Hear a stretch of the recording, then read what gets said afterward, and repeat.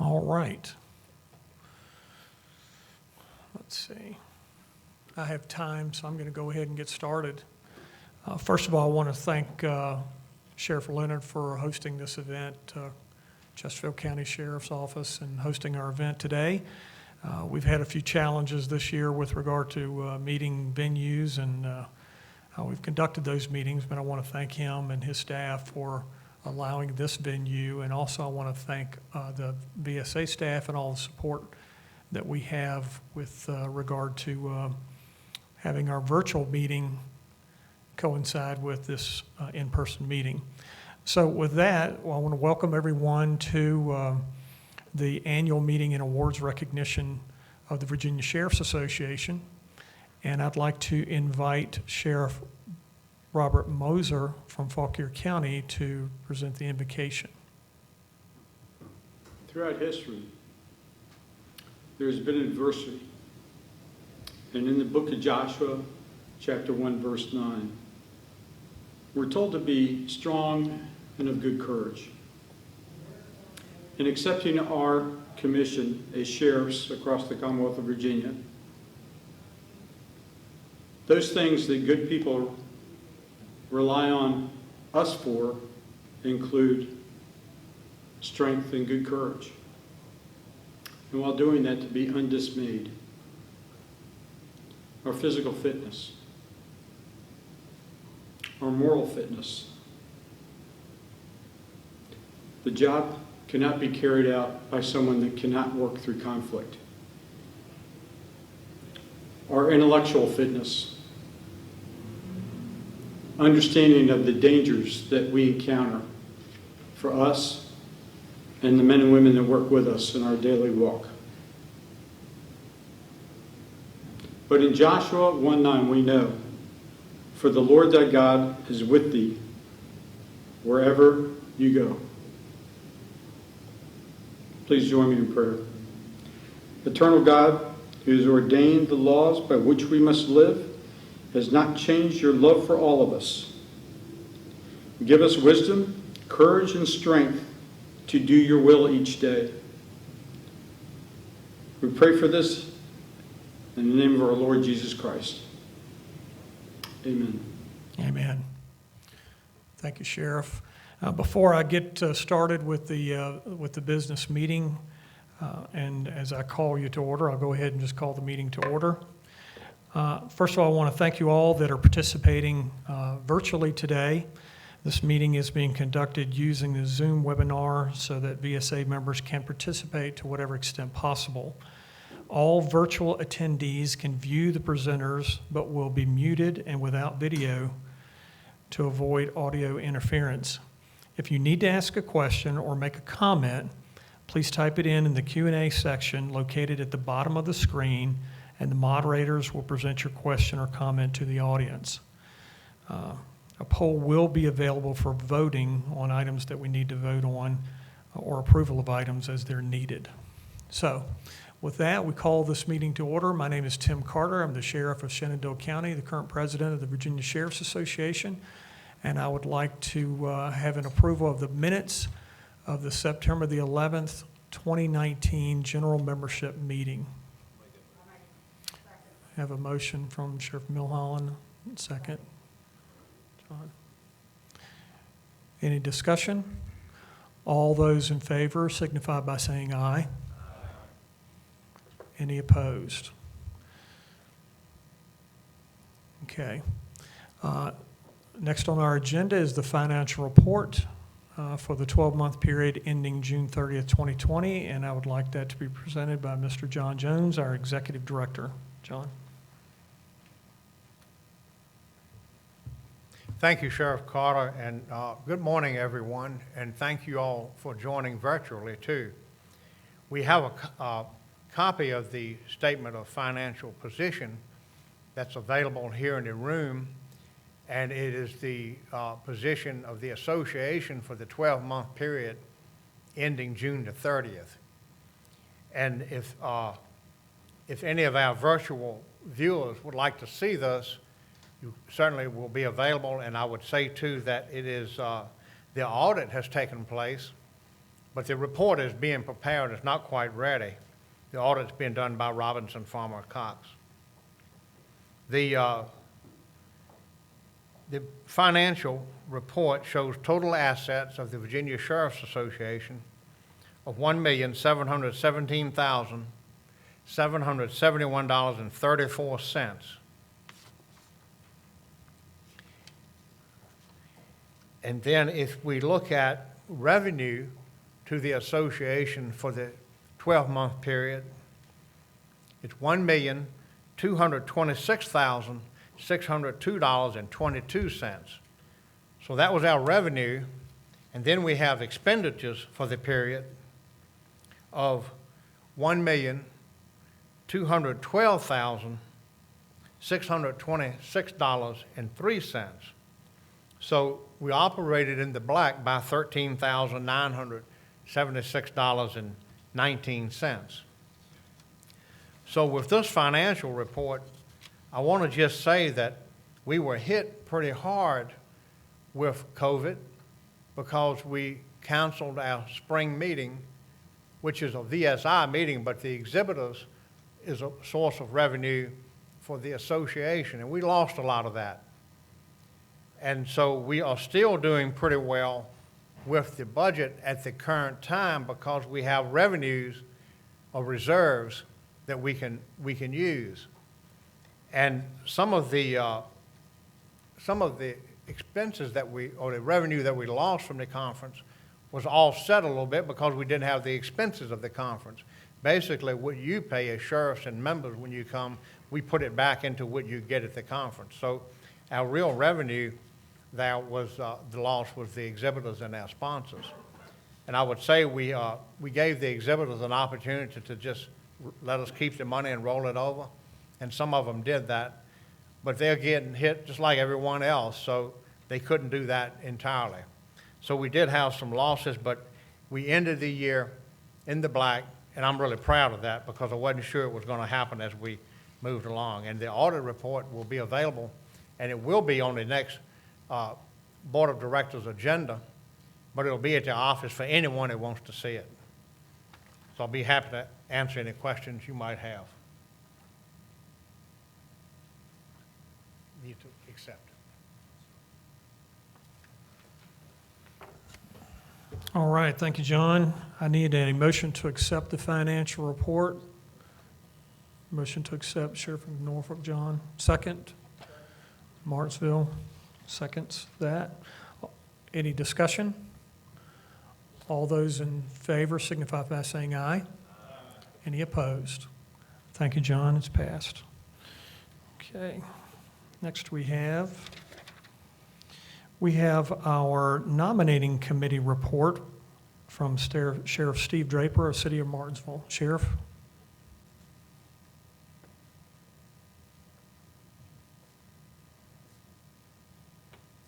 Thank you, Mr. President. I'd like to start off by thanking fine job y'all did this challenging year, to say the least, the whole board. Thank y'all for your service. Also want to recognize the nominating committee, which was Sheriff Beth Arthur, Sheriff Arthur Townsend, Sheriff Vanessa Crawford, and Sheriff Danny Diggs, and myself. The recommended nominations that we're selecting this year, coming up year, are Sheriff Warren, Gloucester County as president, Sheriff Timothy Carter, Shenandoah County as immediate past president, past president, Sheriff Arthur, Arlington County, myself, and Sheriff Crawford, City of Petersburg, first vice president, Sheriff Hall, Allegheny County, second vice president, Sheriff Clark, Halifax County, secretary, Sheriff Milholland from Frederick County, treasurer, Sheriff Nunley from Powhatan County. The region representatives that we are nominating are Sheriff Schuler from Smith County for Region 1, Region 2, Sheriff Sloan, City of Lynchburg, Region 3, Sheriff Orange of Roanoke County, Region 4, Sheriff Hiss from Savannah County. Region 5, Sheriff Roper from Clark County. Region 6, Sheriff Kincaid from Fairfax County. Region 7, Sheriff Holmes of Essex County. Region 8, Sheriff Irving from City of Richmond. Region 9, Sheriff Jarrett from Greenville County. Region 10, Sheriff Barron from City of Norfolk. Are there any nominations from the floor? Are there any additional nominations from the floor? Are there any nominations from the floor?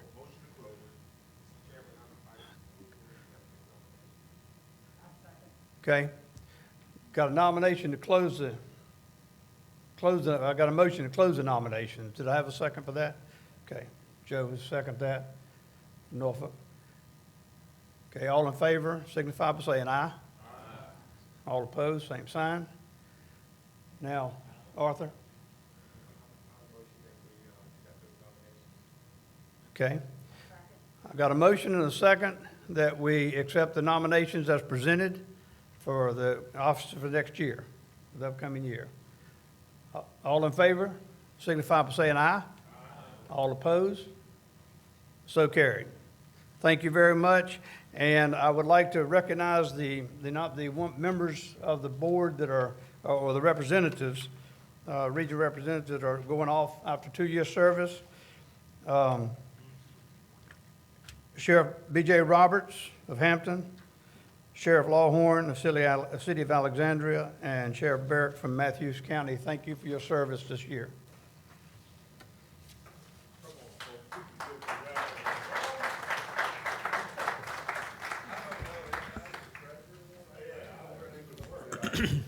All right, thank you, Sheriff. Now, I was sitting here taking notes. We voted on both the acceptance of the officers and the closing the nominations. No more votes are needed with that, correct? Correct, okay. All right, next I'd like to introduce Sheriff Arthur Townsend from the Lunenburg County Sheriff's Office. Sheriff Townsend will give us a legislative committee update. Actually, it's probably going to be Sheriff Townsend and John Jones, both of y'all. Okay.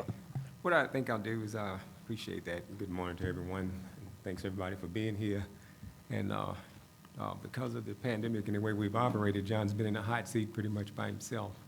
So I'm just going to yield to him to give us the information on how this thing has worked out. So things are a little bit different this year with the legislative committee and the legislative report. And we've got Sheriff Townsend as chairman of the legislative committee. And we have a Sheriff Gabe Morgan is chairman of the select committee on law enforcement. And we've been meeting, and just let me give you a little history of where we are, while we're where we are, and what we've been doing. And most of you are aware of what we've been doing. You get these notices almost daily from us. But back in June, we received a lot of bills, and actually they were proposals from different advocacy groups. And Gabe's committee spent hours on end going through each one of those and issuing or making a statement or a position on it on what we thought about a lot of those proposals. And there were literally hundreds of them. So we took that, and then we met with the members of the Senate, and specifically Senator Survell, he's the vice chairman of the Democratic Caucus.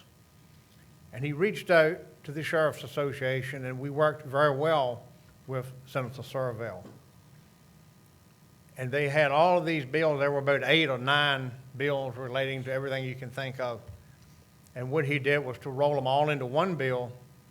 And the Sheriff's Association had a lot of impact on that. And I know that during that process, and this was back in June, you may not have been aware of it, but Sheriff Carter, and Sheriff Warren and I, at night and the weekends, we were just going back and forth on some of these bills, and we got that bill that they call the Omnibus Police Reform Bill in a posture where we're not opposing it, and in fact, we agree with some of the elements of it.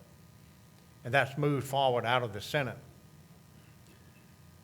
So the House didn't take that approach, and they put in, instead of one bill with all of the elements, they put in about 15 or 20 or even more. And with that, we've sent them out to the Legislative Committee to review each one. And with all these bills, it's gotten to the point where we're triaging them. We feel like the emergency room physician, and there's been a train wreck outside, and we're picking out the bills that we think are most important to sheriffs, and we're trying to influence those bills. So with that, and let me just say, there are 2 or 3 big ones. And of course, the qualified immunity bill is the big one. And then we've got the Civilian Review Board bill. And the Senate pulled those 2 out early on. Central Service said, we're not ready to deal with that this year. We'll deal with it in January or later on. So the Senate did not put in those bills, or the qualified immunity bill, but they did put in a Civilian Review Board bill, and I'll talk about a little bit of those. So anyway, the House has all these bills coming in, and Arthur's committee is reviewing them, and many of you on the committee, you're sending everything back, and we're looking at it, and unless it's opposed by a large degree, it kind of falls by the wayside. We're going after the big ones, and those are the ones I mentioned. So where are we with some of these bills? And why are we where we are with some of these bills? Let me just say this. This bill on this qualified immunity, we didn't have a whole lot of luck in the House of Delegates. And what luck we did have is right here. Gabe has a relationship with some of the members of the Black Caucus, and we were able to keep the conversation going. But the bill passed the House, and some of our friends voted against us. It was just immense pressure. I've never seen it like that. So it passed, and when it got to the Senate had not put in a qualified immunity bill, and we had already, Sheriff Carter and Sheriff Warren and I had already dealt with Senator Surville. We had a commitment from the Senate that they weren't ready to deal with qualified immunity. So when it got in the committee last week, Friday, they killed it 12-3. And don't think that's the last you're going to see of this, and it may not even last till January. So now think back a second on this omnibus bill that we talked about. We worked with Senator Surville on it. The patron of the bill is Senator Mamie Locke. And that bill just passed the Senate and is going to the House. There's talk, now I don't know that the House may try to put qualified immunity back on it, but you know, we've got some Democratic senators that are against it.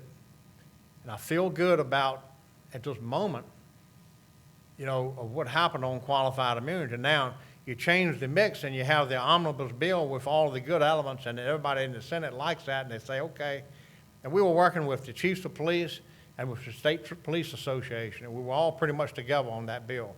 Now, if it gets to the House and they put qualified immunity in it, how are our votes going to hold? And that's yet to be seen, because now, if it gets mixed in together, they may be in a position of voting it, the whole bill down or whatever. I don't think we're not there yet. That bill hadn't been amended yet, so I'm kind of looking down what could happen tomorrow, the next day, Monday or Tuesday of next week. So that's why we're where we are with that bill. All right, now with the Citizen Review Board, again, we had real good luck dealing with Jennifer McClellan, Senator Jennifer McClellan from Richmond. We had a conversation early on about why sheriffs shouldn't be included in the same bill that the police. We're a different kind of organization. We're, you know, I'm constitutional officers elected. We have the ultimate citizen review. And Senator McClellan, and that, the Senate was organized in terms of, they would assign these bills to various senators. Senator McClellan's in a leadership position. They'll assign this bill to Senator Hashmi. So then we get on the phone and we have a conference call, and I gave my spiel about it, and it resonated. And when Senator Hashmi's bill went in, here's the deal. Then the Senate didn't include sheriffs in the Citizen Review Board, and they made it optional for localities. But we have to come back with a bill in January that has some type of citizen review in it, and they're going to be looking for that. So when this conference is over, and when this General Assembly, if it ends soon, and even if it doesn't, we're going to need to sit down and figure out what it is we want to do, because I had to make that promise to get that bill where it is. And even with that, the House didn't do that. Delegate Herring's bill includes sheriffs. It has a citizen review board. They can make personnel decisions, and it's mandatory for every locality. There's so many problems with that. Just, it violates the idea of a constitutional officer and sheriff having at-will appointment of the deputies. When you say all the cities and counties have to have a citizen review board, what if you are the sheriff of a combined city, county like Bedford or like Rockingham or like Southampton, where the sheriff is the sheriff of the city of Franklin and Southampton, Rockingham, Harrisonburg, and there are several of those? Does that mean that sheriff is going to have 2 or 3 citizen review boards? All of these questions, it creates just a lot of questions. So that's the argument that we are bringing up now. The bill is up today. It's in Judiciary Committee. The House bill is before the Senate Judiciary Committee today, and I expect that it will be rolled into Senator Hashmi's bill. It'll go to the House. They'll reject it, and at some point they will have a conference committee consisting of 3 delegates and 3 senators and work out the differences. Sometimes that's a little bit insulated. You don't have as much input on a conference committee. They really, even in a regular session, they didn't meet. They always didn't meet. They go around with a bill and to get agreement on it, and boom, you see it come out. And so we're going to have friends on that conference committee, and I think we will. And we have a little bit of insurance. We've got 2 Democratic senators that are saying, no, we're not going to agree to that. That's about the end of the line. I mean, if they hold that position, we're going to be well at the end of the day with this temporarily. But if it gets mixed up in some other kind of bill, it could change. But right now we have a couple of senators that are with us. Democratic senators. All the Republican senators are with us. So we got some Democrats that are saying, we're going to be with you. We don't want sovereign immunity or qualified immunity bill, and we don't want citizen review. These have been our big 2, and I'm going to ask Gabe and Arthur if they have anything they'd like to add. Because let me tell you what's happening. And Gabe, I'll just say this and I'll turn it over to you. The only reason we've gotten to where we are is because of relationships. That's it. The arguments are falling by the wayside. You talk to them till you're blue in the face about the sheriff being a constitutional officer. It's because Sheriff Barron knows Senator Spruill. It's because one of the senators is my senator on the Eastern Shore. He's a Democrat. It's because Gabe knows Senator Locke. It's all about relationships. And that's why we're where we are. And we really have used the relationships of the sheriffs in the metropolitan areas mostly right now, because that's where the Democratic senators, I could reach out and thank a lot of people. Sheriff Kincaid has a Senator Serval. He came right to us right in the beginning first. And all right, we're going to have Senator Norman to come on and install the officers. And thank you, Megan. I kind of got going on that. So we'll finish up with this report after the officers are installed. Senator Norman's going to do it virtually. Right. Thank you, John. So let's see. Megan, are we ready? Do you want the incoming officers? Okay, can we have the incoming officers come forward? We're going to have to change our agenda just a little bit. let's see, Sheriff Nunley. And we're going to line up the treasurer, for the treasurer's, incoming treasurer's position. Sheriff Milholland, Frederick County will be next. Sheriff Clark is not present today. Sheriff Hall from Allegheny County, and Sheriff Warren, the incoming president from Gloucester County. So with that, John, will you give an introduction of Senator Norment? Did you want to introduce him before we get started, Senator Norment? I'm going to turn it over to John Jones. Ladies and gentlemen, please join me in welcoming Senator Tommy Norment. And Tommy is a longtime friend of the Virginia Sheriff's Association. He is a recipient of the Legislator of the Year many times. Tommy is an attorney with Kaufman and Knowles in Williamsburg. He works with the Sheriff's Association on many, many issues. He has been elected by his peers as the majority and the minority leader in the Virginia Senate. He is on the Senate Judiciary Committee, the Finance and Appropriations Committee, the Rules Committee, and Commerce and Labor. And he regularly works on bills to make his community and our community safer. Most of all, I'm pleased to call Tommy a friend, and we are honored to have him break away from the Senate and join us to install our officers. Thank you very much. John, thank you very much for that generous remark, and it's my true privilege to be with you this morning. I was listening to your remarks about relationships, and I am very proud of the many years of the relationship that I have had with your sheriffs and with the Virginia Sheriff's Association. And I want to thank all of the deputies and sheriffs during these uncertain and tumultuous times, as some members of the General Assembly are persistent on being disrespectful and not supportive of our law enforcement officers. I want to thank all of the members of every sheriff's department for your vigilance and for your persistence in protecting life and property, regardless of whether you're doing service or process, courtroom security, or law enforcement. So I thank you. It is my privilege to swear in your officers for this coming year. So first of all, for treasurer, we have Sheriff Brad Nunley. Sir, he's here. He's here. Sheriff Nunley, do you promise to perform all the duties as the treasurer of the Virginia Sheriff's Association as provided for in its bylaws and articles of incorporation, consistent with the laws of the Commonwealth of Virginia? Yes, sir. He acknowledged. Yes, sir. Do you promise to make available to a certified public accountant and any member of the association all records, statements, financial reports, and accounts for funds as provided for by the bylaws and the articles of incorporation and the laws of the Commonwealth of Virginia? Yes, sir. He acknowledged he will.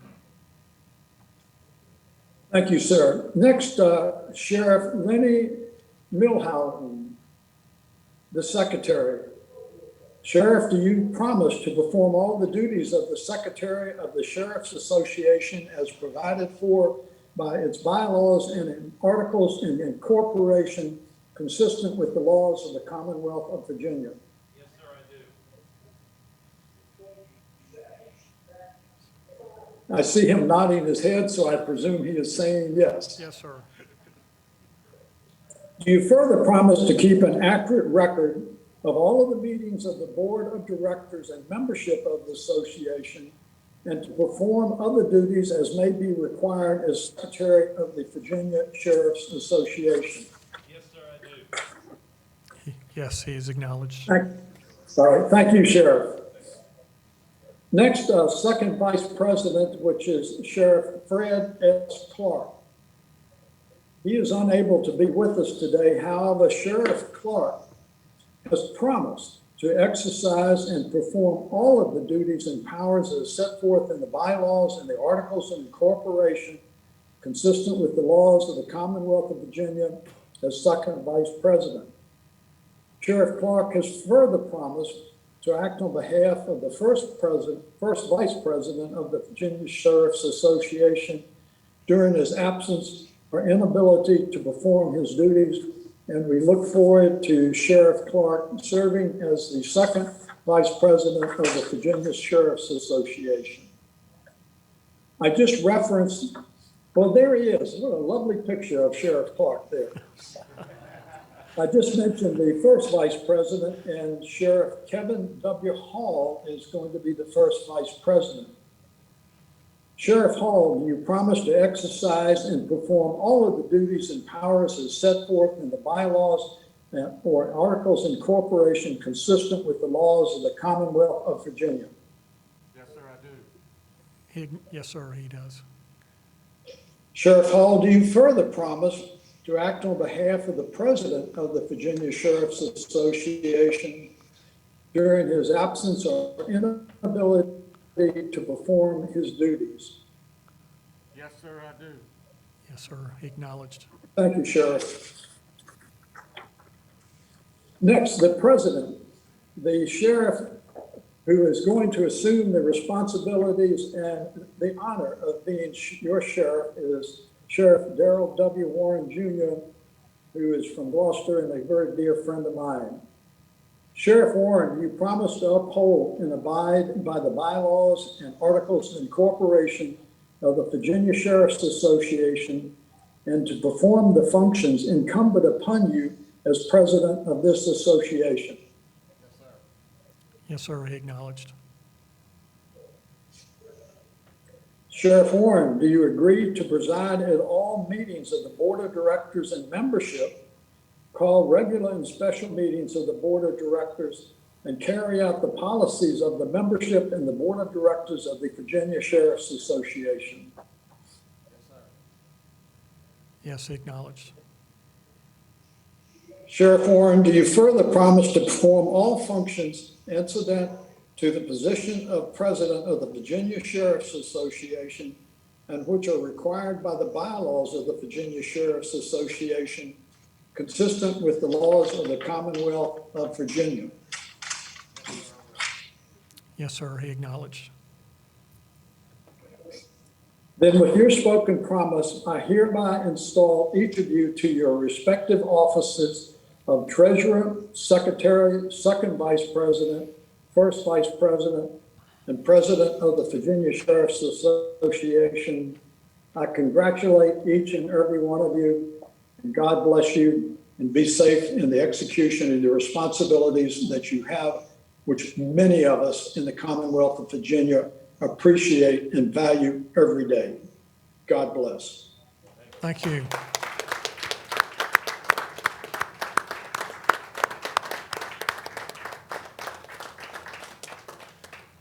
Congratulations.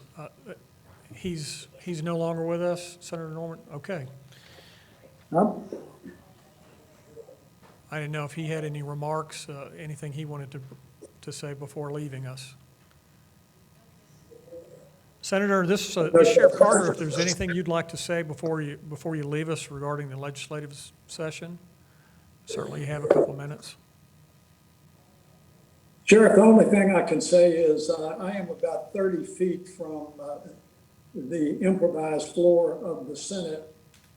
And this morning we have been debating with some degree of controversy bills ranging from requisite training of all law enforcement officers to compassionate geriatric leave, which would allow geriatric release from the Department of Corrections for anyone who, not anyone, but under certain circumstances, if you have a terminal illness.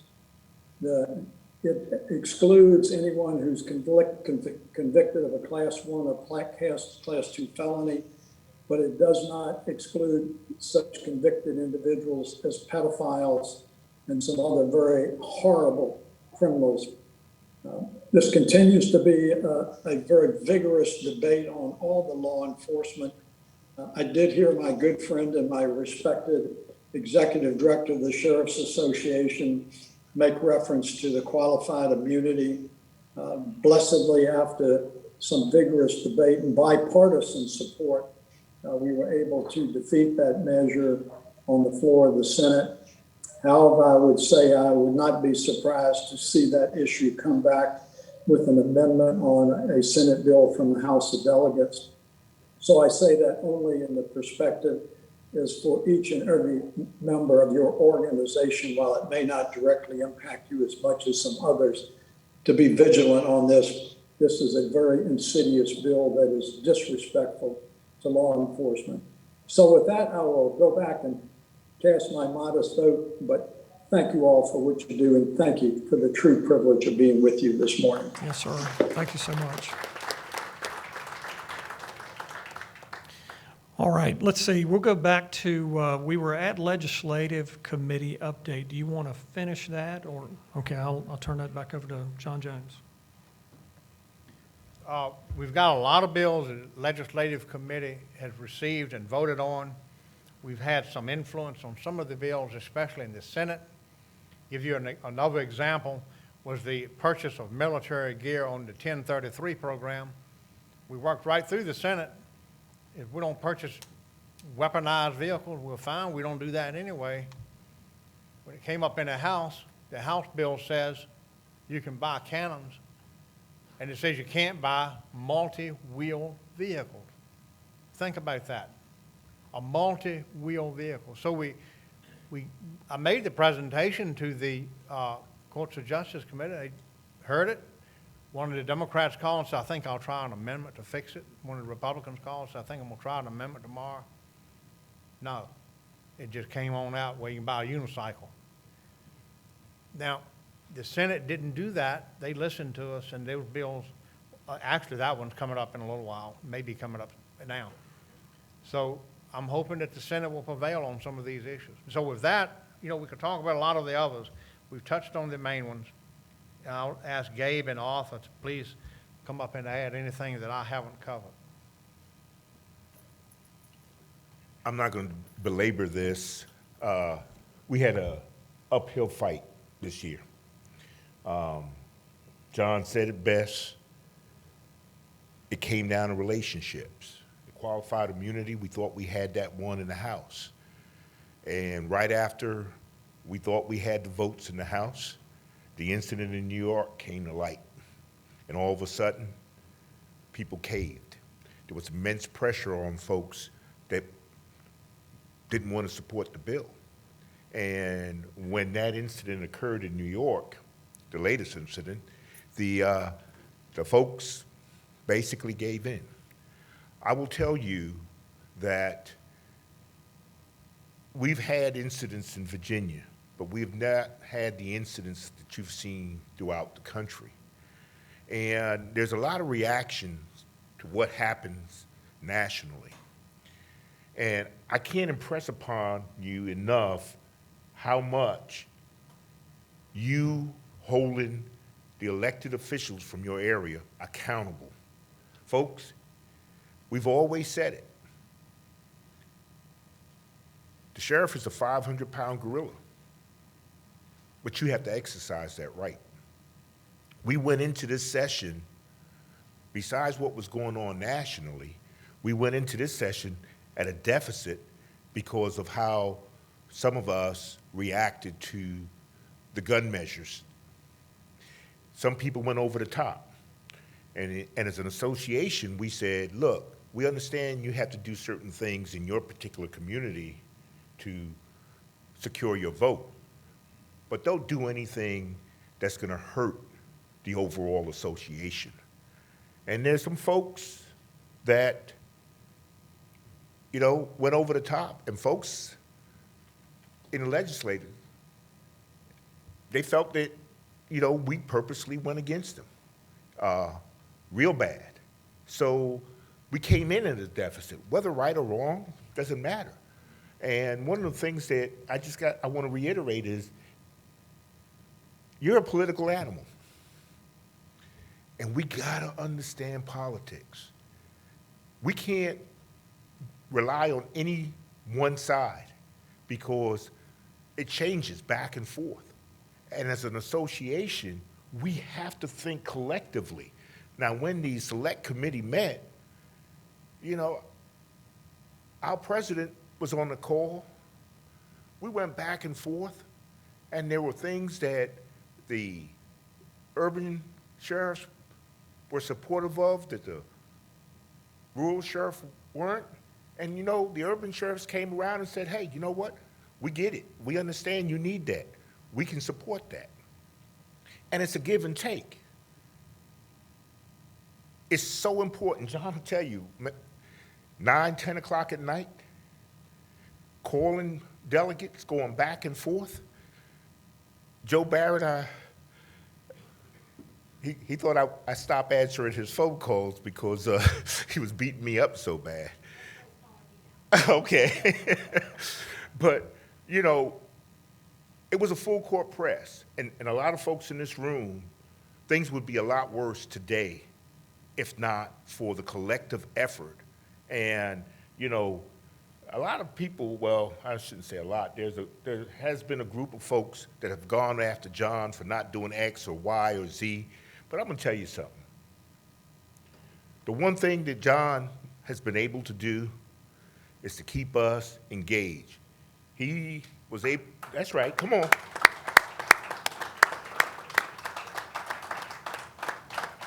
When something came down, he said, Gabe, I need you to call so-and-so. He may not have had a personal relationship with that person, but he said, hey, stayed on it. And he probably did that with a number of you guys. Folks, we do one hell of a job for our communities. Are there problems out there? Yeah, there are problems out there. Is it the majority? I don't believe that. But one of the things we have to do is continue to tell our story, and we have to tell our story every single day.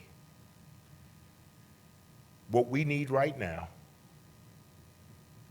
if you have a senator, is to continue to engage your senator. Let that senator know that we need their support now and that we're gonna hold them accountable. You may have to look at them and tell them you're gonna hold them accountable. It means that much. The other thing is the House.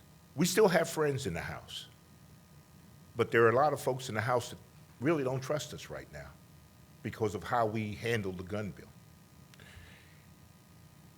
Most of us support the Second Amendment. But some of us went over the top to attack the legislators publicly, and it became a national issue. And those are the kind of things that comes back to haunt the overall association. And we have to find that measure.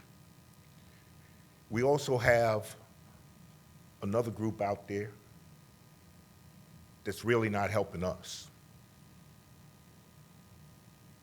They're actually making it a little worse for us because we get painted with the same brush. And I'm not trying to create division, but if you know people that are in that other group, please have a conversation with them. Say, hey, look, we're in this together. And the more you go that way, that's more the uphill fight, uphill lifting that we have to do. And I have said, I can't tell you how many times, we are not that group because they keep saying, we're not that group. So I need your help to, one, talk to that group and talk to your senators. And hopefully we can come out of this with the best deal. It's not going to be a great deal, but we'll come out of this with the best deal that we can. And again, you know, John's leadership on this, and individuals, Stacy Kincaid, I mean, you know, he's been leaning on us. And We've been in uncomfortable positions. But we've been there, and we've held the line. And I'm gonna tell you this, as much as folks want to talk back and forth about rural or urban, we've been taking the heat rounds, and we've been fighting that fight.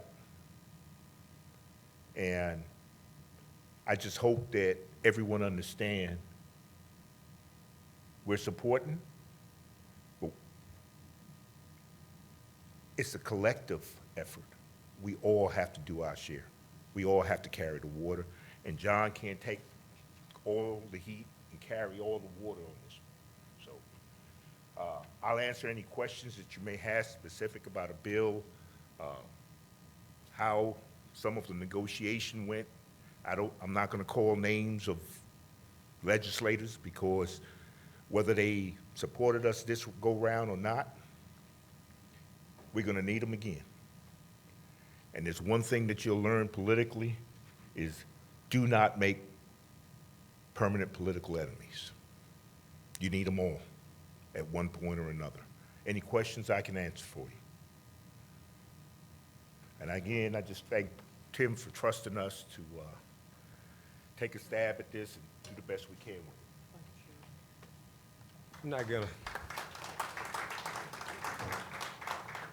I'm not gonna prolong anything. Gabe said pretty much all that needs to be said. The only thing I want to add to it is to emphasize how important it is when you see these blasts or messages from John to contact your senators. It's very important that you do that, and that's the key. When you see those blasts, you have to act on them as quick as you can. If your senator or delegate is in that committee that he's talking about on whatever particular bill it may be. Thank you all for what you do.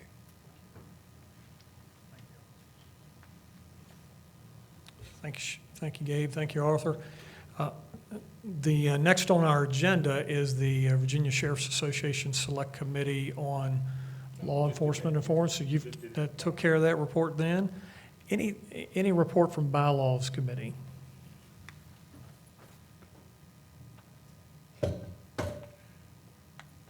First, let me acknowledge the Bylaws Committee, Beth Arthur, Sheriff Plecker, Sheriff Warren, Sheriff Roberts, Sheriff Walton, Sheriff Townsend, Sheriff Dowdy, Sheriff Moore, Sheriff Giles, Sheriff Stowley, and Sheriff Balderson. Mr. President, the members of the Virginia Sheriff's Association, we had no business come before the Bylaws Committee this year. Mr. President, I move the adoption of this report. There's a motion to accept. Can I have a second? A second from Martinsville? Thank you, Sheriff. All those in favor signify by saying aye. Aye. Any opposed? Thank you, Sheriff Morgan. Audit Committee, Sheriff Roper.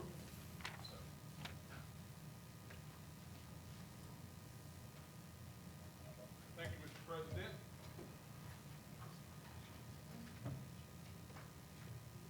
On behalf of the Audit Committee, which included Sheriff Maples, Sheriff Neal, Sheriff McCraney, Sheriff Chapman, and Sheriff Allen, the association retains the accounting firm of Robinson, Farmer, Cox and Associate, certified public accountants.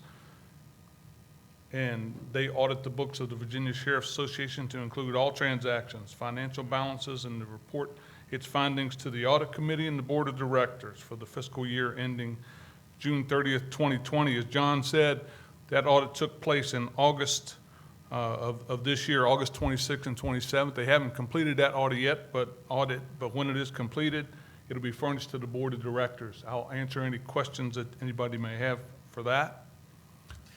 Mr. President, I move for the adoption of this report. Thank you, Sheriff. There's been a motion to approve the audit report. Is there a second? Sheriff from Norfolk, seconds. All right, all those in favor of the audit report signify by saying aye. Aye. Any opposed? All right, Sheriff Hall, Membership Committee report.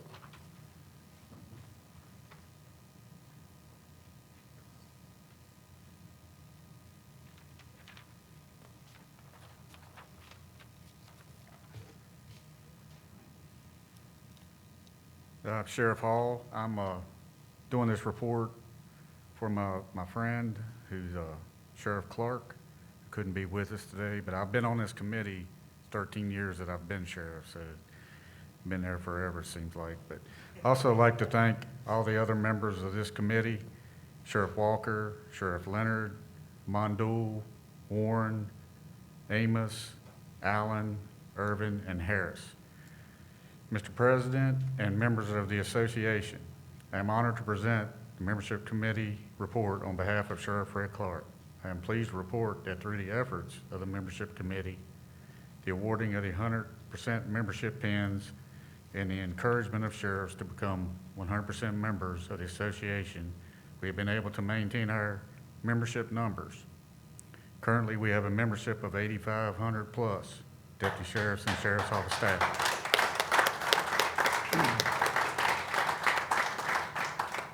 And I'm not going to read all the names, but you see all the localities there, the 100% are on the board there now. The current deputy sheriff and staff membership annual dues are $30 per year. While this is a very low figure compared to what other member organizations charge individual members, we do rely on this as a major source of income, which enables the association to provide the level of service that we all enjoy. Mr. President, I'd also like to take a moment to thank those sheriffs that have already renewed their membership with VSA for 2020. We know that many budgets have been impacted by the COVID-19 pandemic, and we thank you for making your membership with VSA a priority. It is only through membership and support of Virginia sheriffs, deputy sheriffs, and support staff that we have been able to accomplish important legislative, administrative, and training initiatives. Mr. President, I congratulate all 100% member sheriffs and encourage all sheriffs to consider the importance of Virginia Sheriff Association during your budget development process. And we've actually even got some to come back. So that committee has worked really well with some of the others in the other group that decided to go in. I think we're down now maybe to, I think there's only 5 localities that aren't members of our association.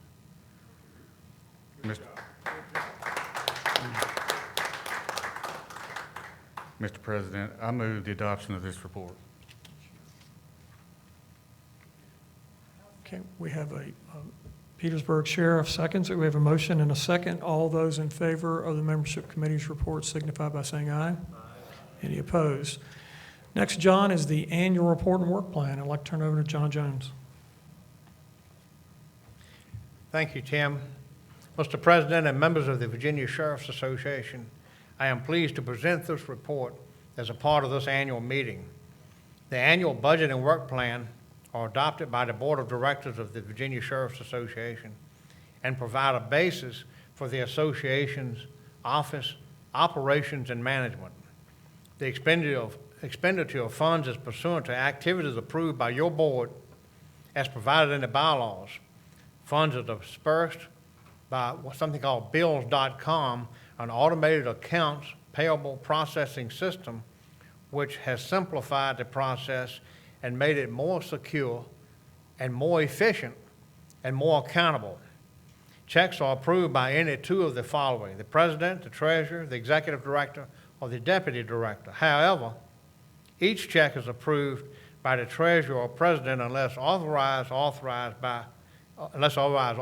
Expenditures are based on an approved budget of the VSA in accordance with the purpose of the association as approved by the IRS in a letter, the determination letter, which is dated March the 11th, 1977.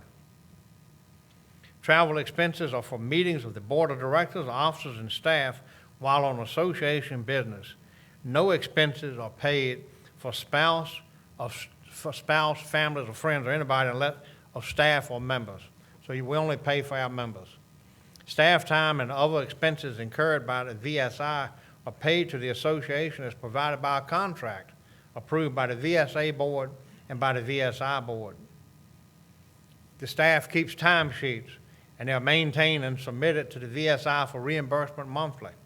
The association's financial records are audited annually by the accounting firm of Robinson, Farmer, and Cox, as you just heard. These documents are available for VSA members to review upon request. The staff expends times on projects as approved in the work plan and documented on monthly timesheets, which is available. If you want to see where we're spending our time, you can see it. We keep a timesheet of what we do. Because on lobbying, I have to keep a timesheet on the hours I spend lobbying, and it needs to be reported to the Ethics Council, and the number of hours I spend actually talking to legislators. The VSA PAC expenditures are dispersed from an account with an authorized signature of the executive director. But the VSA maintains significant presence in the General Assembly, and I serve as your lobbyist. Additionally, last year we had Lieutenant Billy Gilbert that was assigned here to work with me by Sheriff Ken Stolley from the Virginia Beach Sheriff's Office, and he greatly assisted in our lobbying effort. Many thanks to Sheriff Stolley for assigning Lieutenant Gilbert to assist. The Board of Directors provides $75,000 annually to the PAC, the Political Action Committee, for lobbying. We make political action contributions to members of the House and Senate. A report on the political contributions are given to the board every time they meet at their regular meeting, but it's available to you, and it's available online at VPAP if you want to see what we're doing. And that goes way back years past. You can see what our history has been with all the legislators individually and collectively. No funds received from a public source are used for the Political Action Committee. So your local tax dollars that you use to pay dues to the Sheriff's Association and your deputies' dues do not go to a PAC. We raise that money from our exhibitors and from our sponsors and from private sources. So we keep that separate, and that's an assurance that you need when you submit your dues bill to your local government. On March 12, 2020, Governor Northam issued Executive Order 51, declaring a state of emergency in the Commonwealth due to COVID-19. After that date, almost all of our VSA activities came to a halt in order to serve our members on COVID-19 issues. The VSA established a COVID-19 resources webpage as a go-to place for you and your deputies to find information on COVID-related law enforcement and jail issues. And we assisted in identifying PPE, personal protective gear, equipment, PPE, for your availability. And we were successful in locating much of that. We've sent out hundreds of notices on COVID so that you can keep up with what the national trend is and what's going on with the National Health Services Agency. The VSA members and staff participated in dozens of pandemic-related conferences during that time. And we have put a bill in the General Assembly on COVID presumption. And when I gave my report a while ago, I didn't mention that. That bill is up, just came up a while ago. The Senate bill got passed by. The House bill put in by Delegate Jones has made it through the House. It's in the Senate. The problem with it is that it got loaded down with a lot of folks other than public safety, and it cost $100 million plus. And when the Senate looked at the Senate bill, they did not report it. They left it in committee. They just referred the House bill to the Senate Finance and Appropriations Committee. So we're going to make an effort to peel that back a little bit and maybe put an amendment that deals with sheriffs, troopers, and police. And we got a little thing going with that today to try to get something done on that. But if it leaves teachers in it, and if it leaves everybody else in it, it's not going to happen. It's just too expensive. So that was it. That was the results today. A lot of senators put the bill in. Senator Saslaw ended up carrying the Senate bill. Senator Jen Kiggins also put a bill in. She's from Virginia Beach. We maintain our office downtown at Riverfront Plaza. We have 4 staff members. 3 of them are here, myself, Megan, and Susan. And we operate on a budget approved by your board. The current budget is $1,156,061. And it comes from a lot of different sources, but primarily from membership dues. And we had a hit, as I said earlier, but our tire program, our automobile program has really chipped in to help a little bit with that. And so if you're able to, it wasn't established to make money, it was established to help you provide automobiles at a lesser price, but it has made a little bit of money to help offset that cost. It's not made us filthy rich or anything, but it has offset our cost and helped offset some of our losses. We lost, as I said, money from the exhibits. Every time we cancel a conference, we lose $50,000 or more. But we've got reserves. We've been managing it for the last 40 years, putting money in the bank, and now today may be a rainy day where we would need it. So we're happy with that. When I mentioned our automobile program, and that's overseen by a committee chaired by Sheriff Draper, and they're very active. They come to Richmond, or it'll be virtual next time. But we've got a lot of automobile contracts, and you can pretty much get what you need. And tires. Got tires. That hadn't taken off yet, but it is taking off. And nobody wants to fix a flat when you got to drive 100 miles an hour. So look to our program for tires, and we're working on getting Continental in. We just worked actually last night on additional language on something they wanted in the contract. Hopefully we can accommodate that. We've got 2 major tire companies in it, and that's being managed by the staff of the North Carolina Sheriff's Association under a contract. They've had this program, so they're basically doing the work, and we get their money, and we make sure that's right, and then we pay them for the work they're doing, and we didn't have to reinvent the wheel. I want to take a moment to recognize the 2020 VSI certification program class, and we normally have them all come up and get the pen and recognize them, but we do have several that completed the requirements this year, and they are Sheriff Joe Barron from Norfolk, Investigator Josh Berry from Rockbridge County, First Lieutenant David Hill from Loudoun County, Chief Deputy David Kidwell from Arlington County, Colonel Michael O'Toole from the City of Norfolk, Detective Austin Schwartz from Powhatan County, Chief Deputy Jeffrey Searfoss from Powhatan County, Lieutenant Lois Thompson from the City of Virginia Beach, Detective Sergeant Lawrence Vermeer from Loudoun County, and Captain Thomas West from York County. Mr. President and members of the association, I'm honored to serve as your executive director, and I'm pleased to present this report. I'll be happy to answer any questions you might have. Thank you.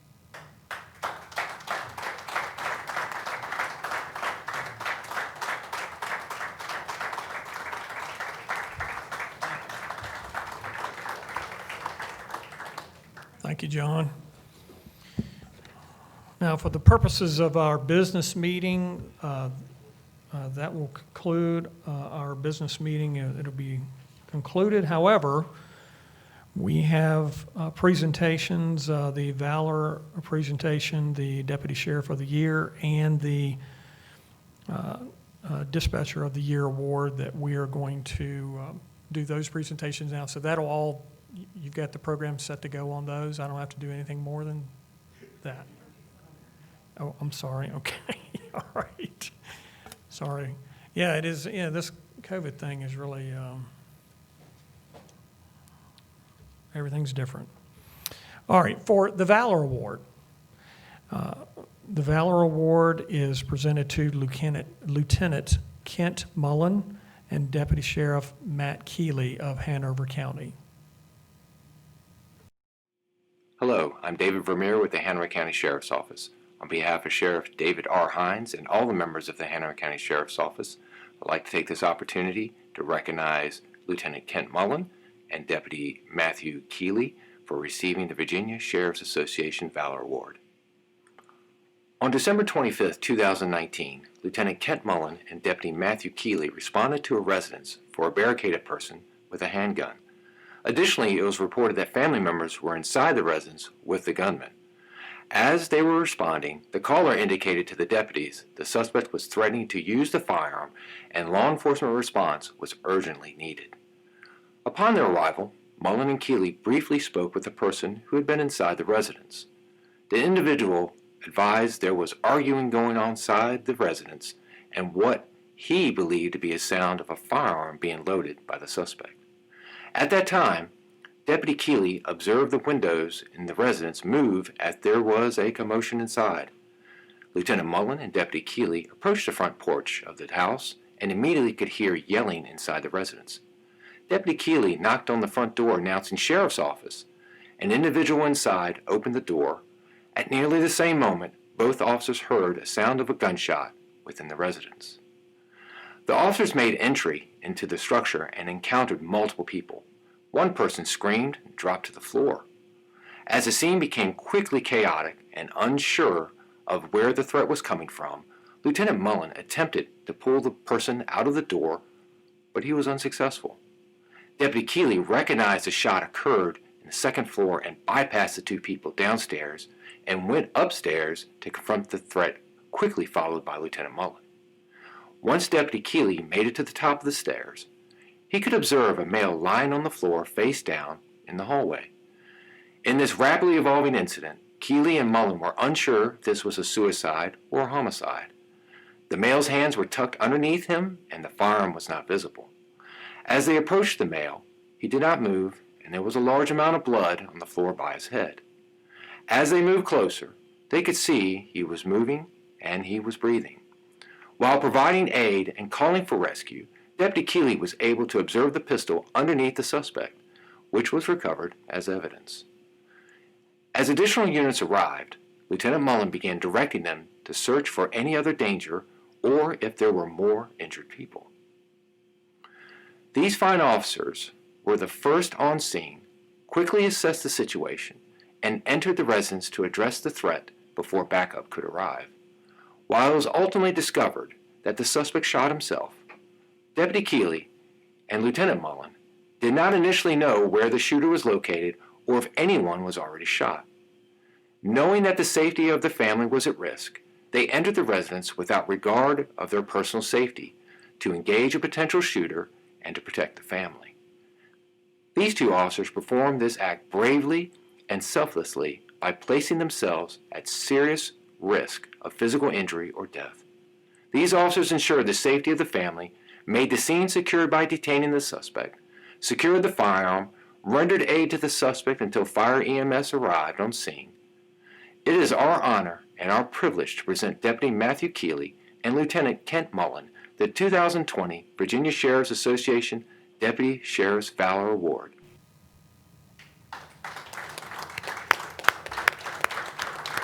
Congratulations.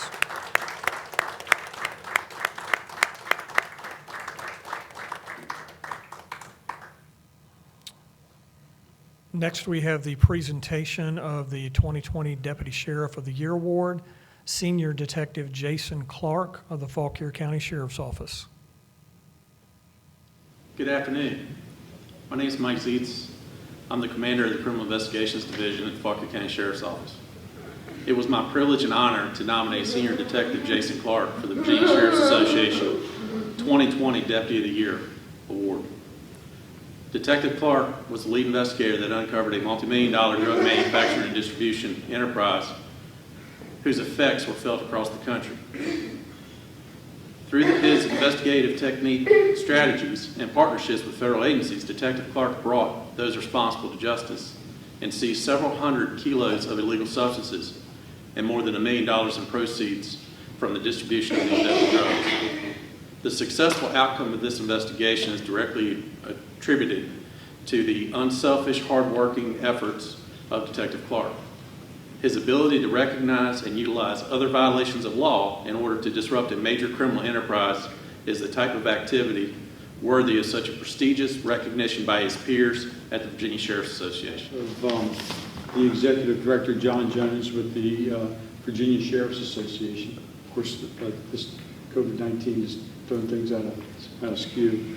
We want to present you with this award as Outstanding Deputy Sheriff of the Year Award, presented to Senior Detective Jason Clark of the Fauquier County Sheriff's Office for exceptional community and civic service. Virginia Sheriff's Association 2020. Yeah, absolutely. Congratulations. All right. Please, anything you want to say? Thank you for the opportunity, and thank you to my family for allowing me to go on these work trips that took me out of the state and all the way across the country. Thank y'all for everything. Thank you for the support I had at the office. Thank you. Great, thank you. Congratulations. Next, we have the 2020 Dispatcher of the Year Award. This is actually a new, something we started this year, and the award goes to Dispatcher Marcella Keene of the Tazewell County Sheriff's Office. Today, I'm honored to be presenting a very prestigious award on behalf of the Virginia Sheriff's Association.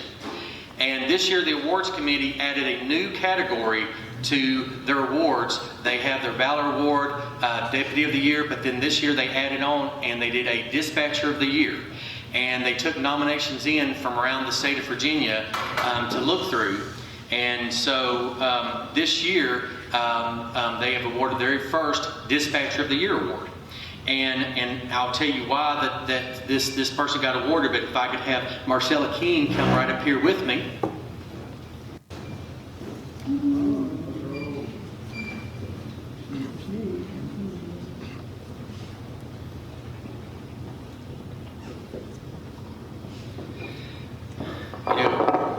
I know a dispatcher's job is very difficult. We have several of our 911 dispatchers in here with us today, and I applaud you for the work that you do. It's a very hard job. This nomination was sent in because several months ago we received a 911 call of a man who had fell over, and in falling over he also hit his head, and they were in a building next to 911. They called 911 and a deputy ran over to start rendering aid, and then our deputy also called for more assistance, and communications officer and 911 dispatcher Marcella Keene then jumped up from her console and ran over to the building next door to jump in and help our deputy work on this man and help him out until rescue got there. And I think it's something very special not only to have a 911 operator and who takes all the training and things that you have to do that, but someone who can not only take a call, but who can jump out and put hands on somebody and help save a life. And that's what they did that day. So I'm very proud on behalf of the Virginia Sheriff's Association to present this award to Miss Marcella Keene.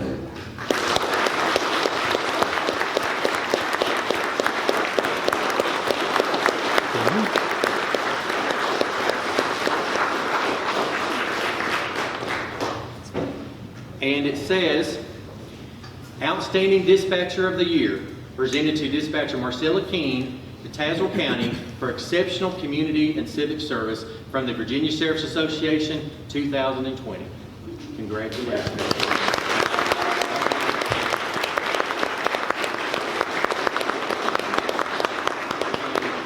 Would you like to say something? Just thank you all. Working with the Sheriff's Office is a privilege. With my training that I have had and the other dispatching agency, I have been in dispatching for almost 15 years, so it is an honor to receive this from the Sheriff's Association. Thank you very much. Thank you, Marcella, for the good work that you do.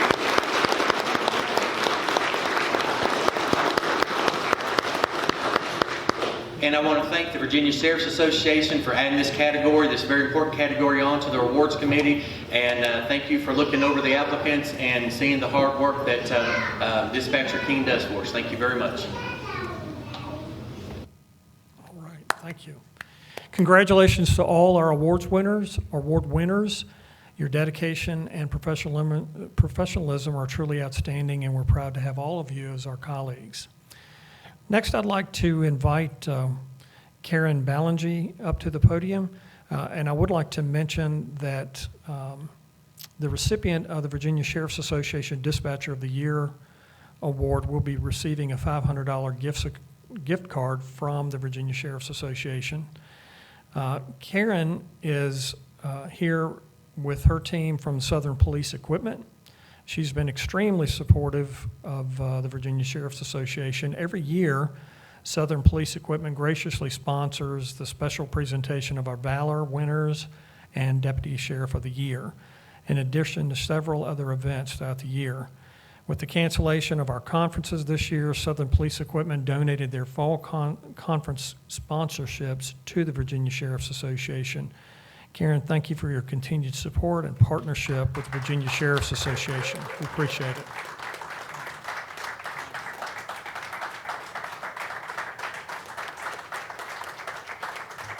Thank you, guys. I appreciate it. And I appreciate being here again this year to be able to give this award. So for Jason Clark, Kent Muller, and Matthew Keeley, we chose the Smith & Wesson M20 40 caliber Dark Earth. Now, Megan has certificates that are viral or virtual, whatever you call them, but I also have real certificates that you can pick up when you get your gun. Thank you guys for what you do. It has been a tough year for you and for us. For the Chiefs, we were there on Monday. It has been a really tough year. We're behind you in everything that you do. If you need help from my business, I will do whatever I can do through your golf tournaments, your runs, or whatever you got going. Just tell your people that is how we operate. We only go through your organization that you've got it going on. Thank you.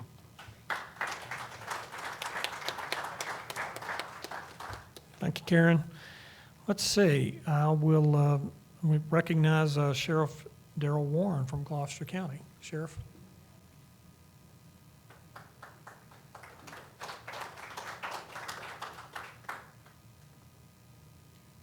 Thank you, Sheriff.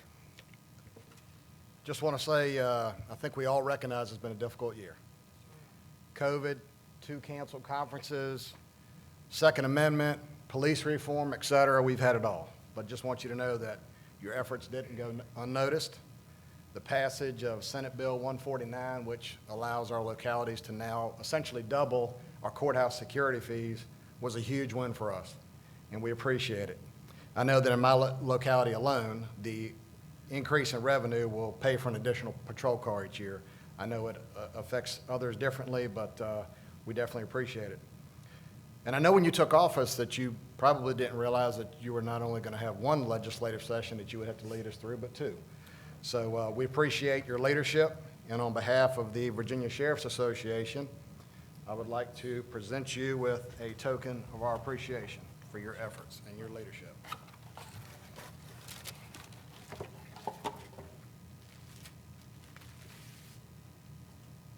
Thank you, Sheriff Carter.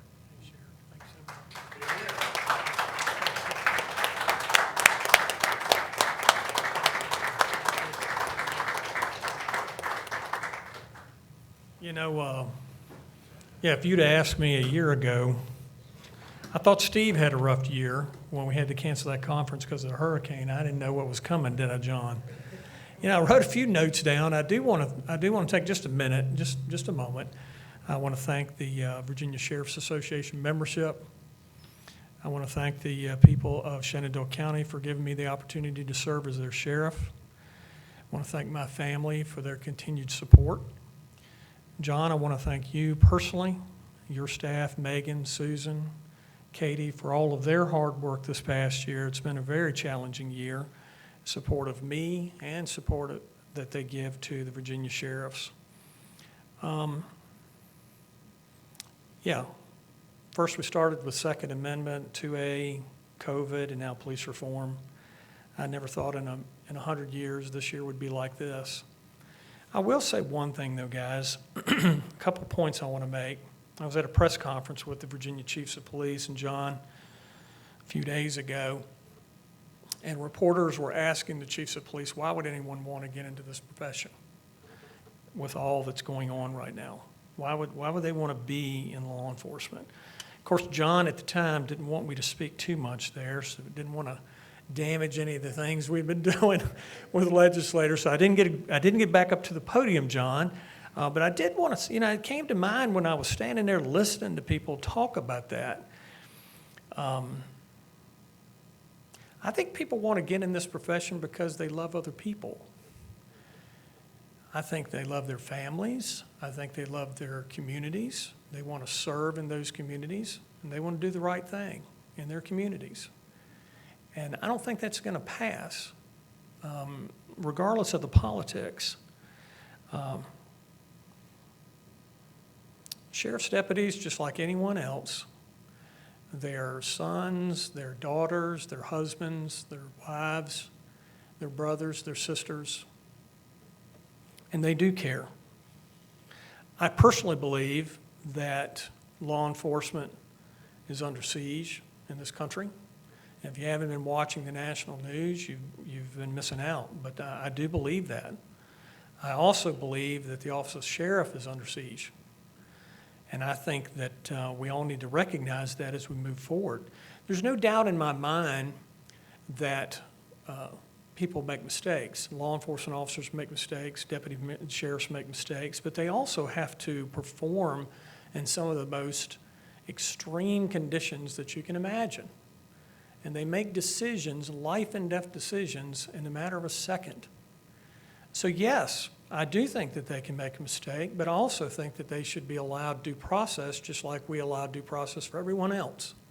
And I don't think that the media and politicians should be rushing to judgment when we have an incident that occurs either in the Commonwealth or elsewhere. I think those things will be worked through, and I think justice will prevail.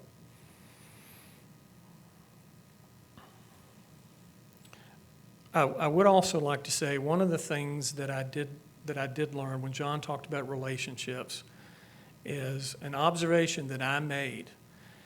And I'm friends with a lot of sheriffs. When you've been around as long as I have, you get to know sheriffs all through the Commonwealth. And guys, I got to tell you, and I don't want to beat a dead horse here, Gabe, but with regard to Gabe's comments on division, that does not help Virginia sheriffs. It's not helpful. If it weren't for Norfolk, Fairfax, Alexandria, Arlington, sorry, Beth, yeah, Northern Virginia, I know, sorry about that. Some of our city sheriffs right now and the relationship that they're having with the particular leadership that we have in our legislation, I don't believe we would be where we are at this point. I mean, I agree. John has a lot of relationships out there, John, and John knows things that he's forgotten things that none of us will ever know because he's been around so long.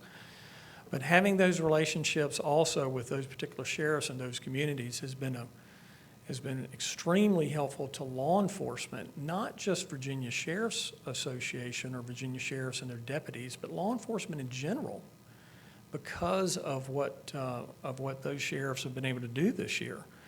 So I do agree with Gabe. I don't think it's helpful when we're divided. I could see that when I'm on conference calls, when I'm in meetings, that the people that are making decisions know that there's a divide or perceive that there's a divide. And that's not helpful. It's not helpful.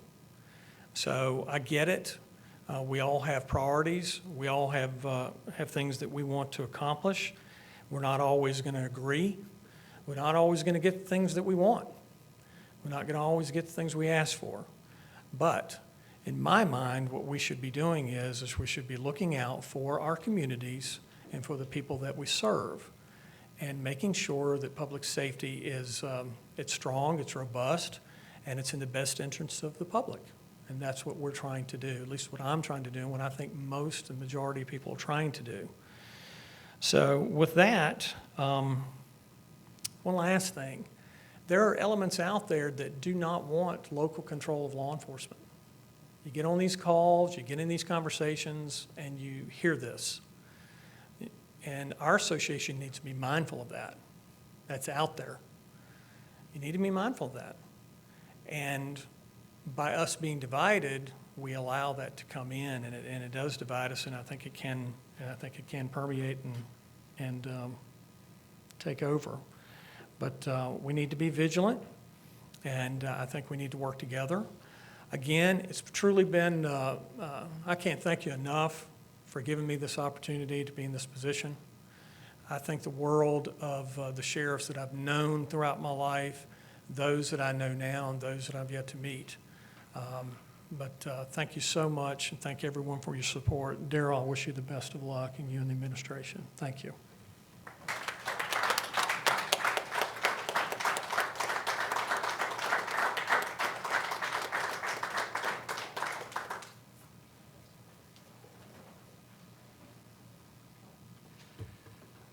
Well, John, as like you like to say, you have a new daddy again. New daddy. All kidding aside, I just want to take a couple brief moments to make a few comments and thank a few individuals for giving me this opportunity. First is the Lord, who's responsible for everything in my life. Two wonderful and loving parents. Most of you know I lost my father last year, but I was fortunate and blessed enough to have him for 49 years of my life, and still have my mother, who I'm very close with. My two girls at home, my wife of almost 26 years, Crystal, and our 22-year-old daughter, Ashley, who is an RN at Riverside Regional Hospital in Gabe Morgan's backyard in Newport News. They are my biggest advocates, supporters, friends, etc., and I can't say enough about them. I know we all say it, but I really believe that I have the greatest team in the world back in Gloucester. Those men and women seem to do the right thing every time, and it doesn't matter if anyone's looking over their shoulder or not.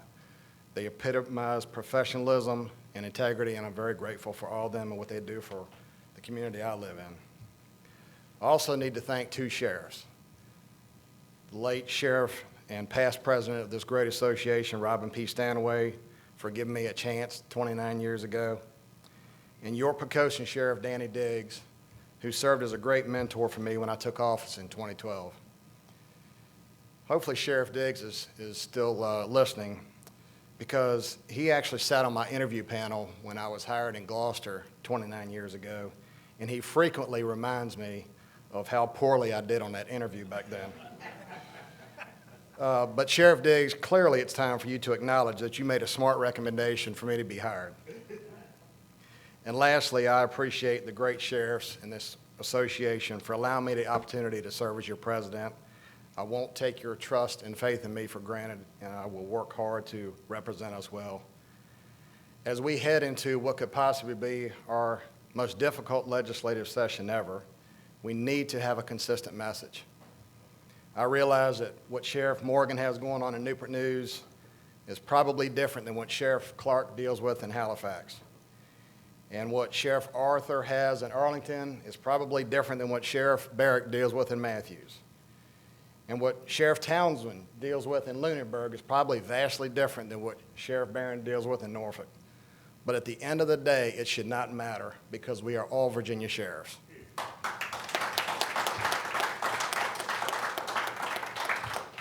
If anyone hasn't noticed, our profession is under attack, and now more than ever, we have to stick together.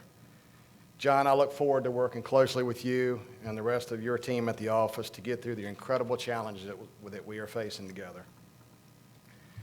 I want to mention one thing and go off cue here a little bit. Several years ago, when I was regional director, that was really the first office that I had taken.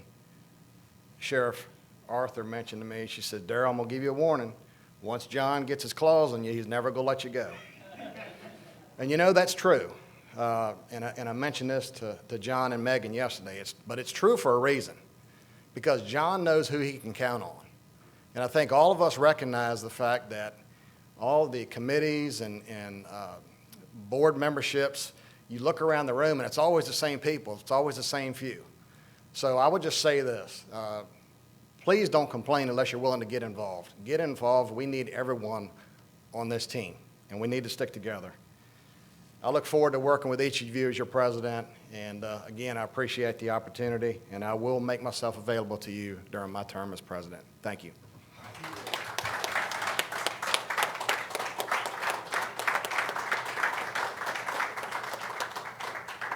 Darrell, your first job will be to adjourn the meeting. I think that is your job. I don't want to be between us and lunch. Adjourn and eat lunch.